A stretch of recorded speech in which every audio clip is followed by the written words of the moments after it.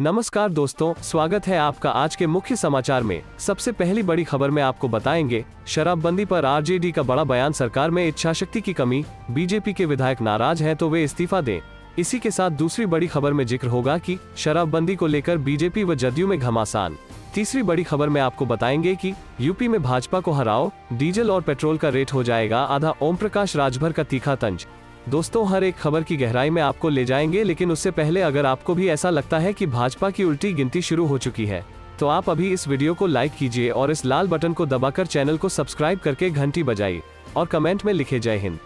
चलते हैं पहले खबर की तरफ। शराबबंदी पर आरजेडी का बड़ा बयान, सरकार में इच्छाशक्ति की कमी, बीजेपी के विधायक नाराज हैं तो वे इस्तीफा दें।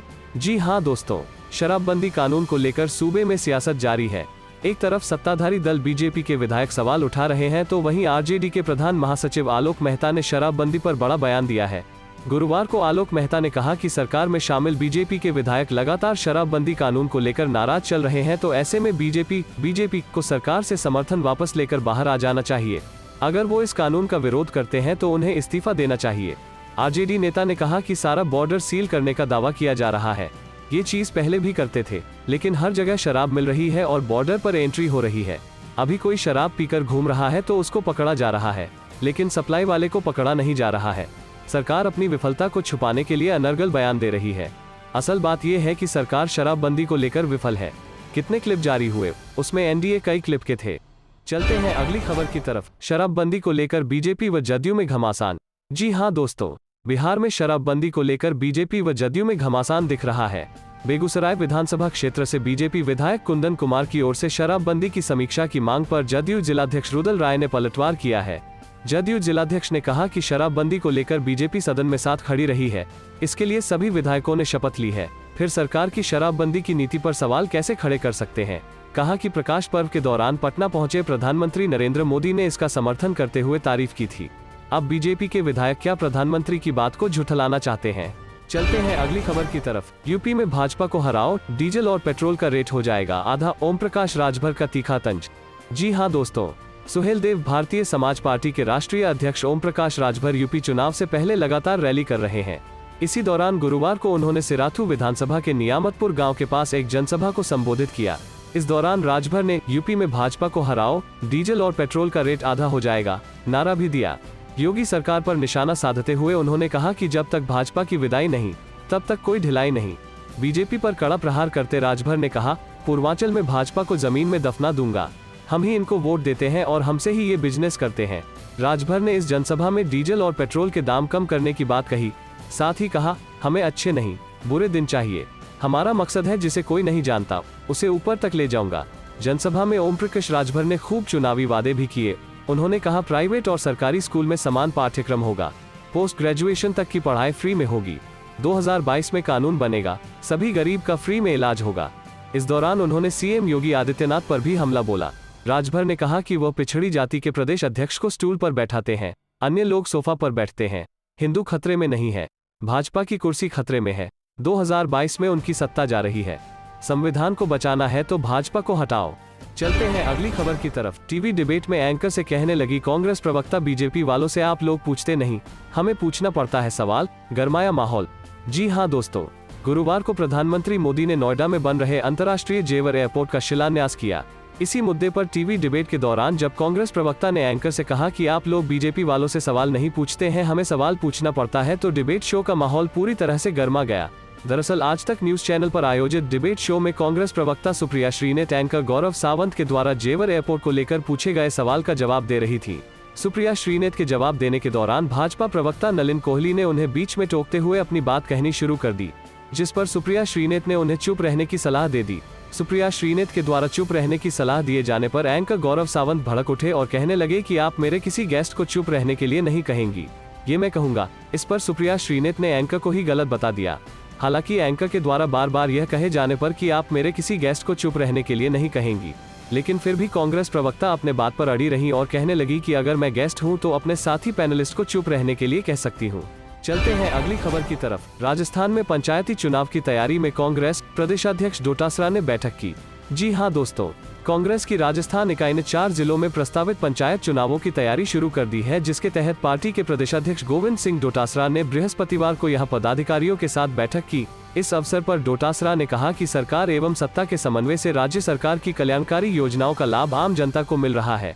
पार्टी के प्रवक्ता ने बताया कि राज्य में आगामी पंचायत चुनाव की तैयारी के लिए डोटासरा ने प्रदेश कांग्रेस मुख्यालय में गंगानगर, करौली, बारान एवं कोटा के जिला प्रभारी पदाधिकारियों के साथ बैठक की। प्रवक्ता के अनुसार बैठक में निर्णय लिया गया कि प्रदेश कांग्रेस कमेटी द्वारा चारों जिलों की सभी पंचायत समितियों में एक पर्यवेक्षक नियुक्त किया जाएगा, जो प्रभारी पदाधिकारी के साथ अपने प्रभार वाले जिले में प्रत्याशी के चयन के लिए फीडबैक देंगे। इसके साथ ही प्रभारी मंत्रियों से भी चर्चा कर प्रत्याशियों के संबंध में फीडबैक प्राप्त किया जाएगा। बैठक में डोटासरा ने कहा कि प्रदेश में कांग्रेस सरकार द्वारा जनहित में लगातार निर्णय लिए जा रहे हैं। जनता की सेवा के लिए कांग्रेस सरकार ने महत्वपूर्ण योजनाएं लागू की है, जिससे समाज के सभी वर्गों को राहत मिली है। उन्होंने कहा कि सरकार और संगठन के समन्वय से सरकार की योजनाओं का लाभ समाज के अंतिम पंक्ति में बैठे व्यक्ति को मिल रहा है। महंगाई को लेकर केंद्र सरकार पर निशाना साधते हुए उन्होंने कहा कि केंद्र सरकार की गलत आर्थिक नीतियों के कारण बढ़ती महंगाई तथा केंद्र के कृषि कानूनों के खिलाफ कांग्रेस पार्टी ने आमजन को साथ लेकर लगातार संघर्ष किया गया, जिससे पार्टी में जनता का विश्वास बढ़ा है एवं कांग्रेस अपना जनाधार लगातार बढ़ा रही है। उन्होंने कहा कि चारों जिलों में होने वाले आगामी पंचायती राज चुनावों में कांग्रेस पार्टी भारी मतों के साथ विजय प्राप्त करेगी। बैठक में राज्य सरकार के मंत्री टीकाराम जूली, अशोक चांदना भी मौजूद रहे। उल्लेखनीय है कि राजस्थान के 4 जिलों गंगानगर, बारान, कोटा व करौली में पंचायत समिति व जिला परिषद सदस्यों के लिए मतदान 3 चरणों में 12, 15 व 18 दिसंबर को होगा। मतगणना 21 दिसंबर को होगी। आरजेडी कार्यालय पहुंचे लालू प्रसाद यादव, कहा सरकार तो बननी ही है। जी हां दोस्तों, राष्ट्रीय जनता दल अध्यक्ष और पूर्व केंद्रीय मंत्री लालू प्रसाद बुधवार को लंबे अरसे के बाद पटना स्थित पार्टी के प्रदेश कार्यालय पहुंचे, जहां 11 फीट की संगमरमर से बनी लालटेन को जलाकर इसका लोकार्पण किया।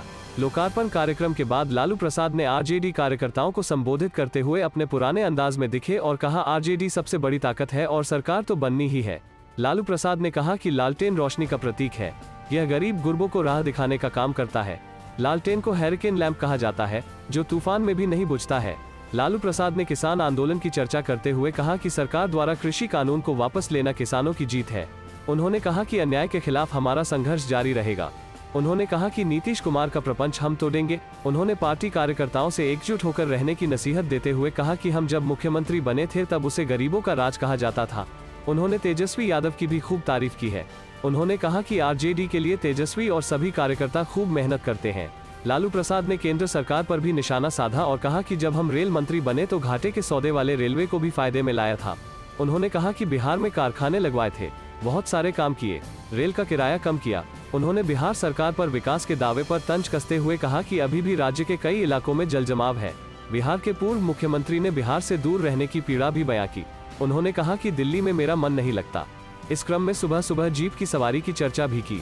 कार्यक्रम में लालू ने शिकायत कर दी कि आरजेडी में महिलाओं को तरजीह नहीं दी जा रही। आगे से जहां भी सभा हो महिलाओं को कुर्सी पर बिठाइए। उन्होंने बताया कि आरजेडी कार्यालय में पुस्तकालय भी बनाया जाएगा। खबर की तरफ, किसानों को अब तक मुआवजा क्यों नहीं, शिलान्यास पहले प्रियंका गांधी ने उठाया सवाल। जी हां दोस्तों, कांग्रेस महासचिव प्रियंका गांधी ने किसानों के मुद्दे पर ट्वीट कर प्रदेश सरकार पर फिर निशाना साधा है। उन्होंने सरकार से पूछा है कि जेवर के किसानों को मुआवजा क्यों नहीं दिया गया है, क्यों किसान परिवार इस कड़कड़ाती ठंड में तंबू में रहने को मजबूर है। मुआवजा किसानों का हक है। उन्होंने कहा कि प्रधानमंत्री जी, यदि आपकी नीयत किसानों के प्रति यदि सचमुच साफ है तो अपने चुनावी अरमानों को पूरा करने के लिए उन्हें बेघर मत छोड़िए। गौरतलब है कि प्रधानमंत्री नरेंद्र मोदी गुरुवार को गौतम बुद्ध नगर के जेवर में प्रस्तावित अंतर्राष्ट्रीय हवाई अड्डे की आधारशिला रखेंगे। इसके पहले चरण के विकास में कुल 8,914 करोड़ रुपए की लागत आने का अनुमान है। प्रधानमंत्री कार्यालय पीएमओ ने एक बयान में कहा कि जेवर हवाई अड्डा उत्तर भारत के लिए प्रवेश द्वार साबित होगा।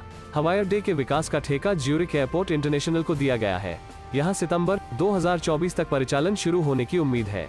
हवाई अड्डे के विकास पर कुल 29,560 करोड़ लागत आने का अनुमान है।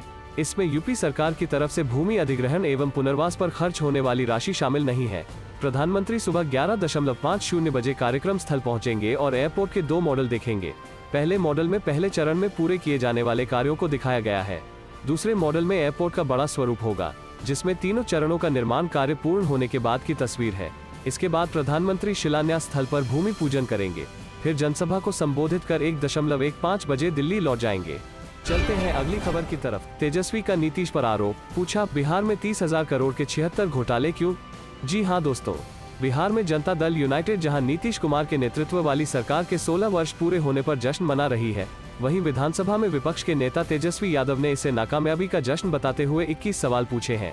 तेजस्वी ने बुधवार को कहा, विगत 16 वर्षों से सभी क्षेत्रों और मानकों में राज्य को फिसड्डी साबित कर देश में बिहार को सबसे निचले पायदान पर पहुंचाने वाली तीसरे नंबर की पार्टी के मुख्यमंत्री आज अपनी नाकामयाबी का जश्न फेलर मना रहे हैं।